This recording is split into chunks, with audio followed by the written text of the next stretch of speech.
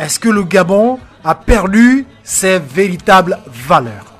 Est-ce que nous avons encore nos véritables valeurs?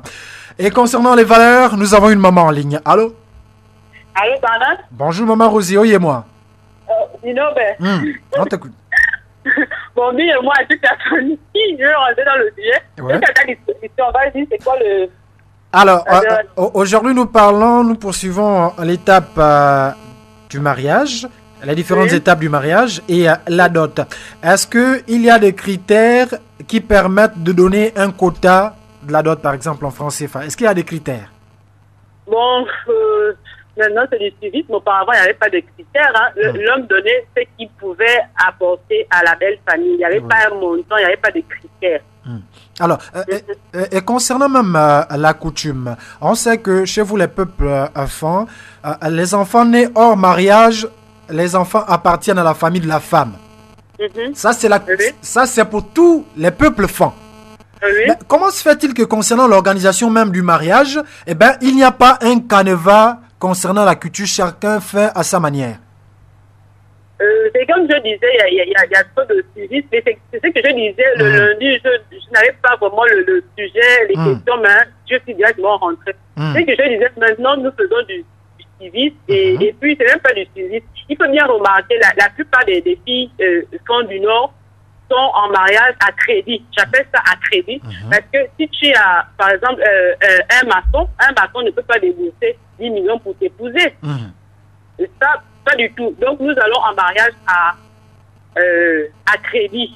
Parce que maintenant, c'est du civisme. Si la fille du voisin est allée en mariage à 10 millions, la maman à côté aussi voudrait que sa fille aille en mariage à 20 millions. Donc, c'est-à-dire maintenant, c'est plus du mariage, c'est maintenant la vente aux enchères. Qui dit mieux? Ah, d'accord. Qui dit mieux? Bon, tout à l'heure, j'ai suivi maman Patricia et le monsieur qui était là vraiment tout à l'heure. Vraiment, c'est du civisme. Et voilà pourquoi nous n'allons pas en mariage. L'autre qui disait l'épisode, non, je suis désolée. Chez mon père, ces trois premières femmes ne sont pas enfants. Il y a une qui est Kota, l'autre est au Candé. Bon, la troisième, elle est togolaise. Mais jusqu'à présent, le mari est mort depuis, mais elles sont là. Elles sont là.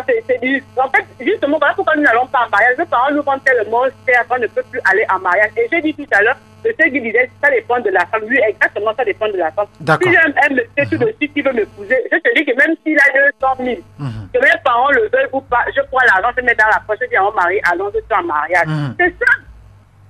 Si ça arrête de nous vendre, ça c'est pas bon, ça fait mauvaise impression. Vous allez amener quoi pour faire quoi avec? Il y a un après-mariage. Alors, les décès chez moi.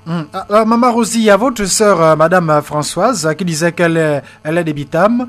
Elle a été choquée par sa propre famille.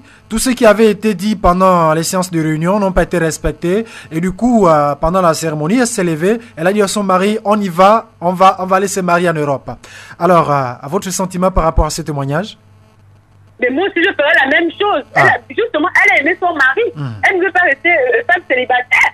Elle a aimé son mari. Moi aussi, je ferais la même chose. Je dis, bon, allons pas même à la mairie, même à deux. Et puis, c'est fini. Le mariage de la coutume, c'est pour les parents. Il ne faudrait pas que les parents emmerdent les enfants. Nous aussi, on pouvait aller en mariage. Ma mère, on l'a fait épouser à 100 000. Ma mère, on l'a épousé. Mon père, il avait des argent, il l'a épousé à ma mère à 10 000 francs. Alors finalement, d'accord. Alors finalement, chez vous les peuples font, qui prend la décision d'envoyer sa fille en mariage? Qui prend la décision d'accepter la dot? Est-ce que c'est le papa ou c'est le grand-oncle qui va sortir de nulle part? Non, c'est le père. Si le père ne vit plus, il y a forcément le père de chez nous. Le père du père, c'est ton père. L'oncle, c'est au côté maternel. Chez nous, c'est le père qui prend l'argent de la dot. Donc, c'est à lui de donner sa fille en mariage. C'est pas l'oncle. D'accord. Est-ce que si papa vit, l'oncle peut dire moi je ne suis pas d'accord de cette somme pendant que papa vit? Si c'est à qui va dire ça? Moi, mon oncle ne peut pas dire qu'il n'est pas d'accord. Il n'est pas d'accord pour quelle raison? Non, de quel rapport? Il n'est pas d'accord que j'aille en mariage. S'il ne veut pas que j'aille en mariage, qu'il m'épouse séance tenante et puis c'est fini. Non, c'est vrai. S'il n'est pas d'accord que j'aille en mariage, qu'il m'épouse séance tenante et puis c'est fini. D'accord. Merci, Maman Rosie, pour ta participation.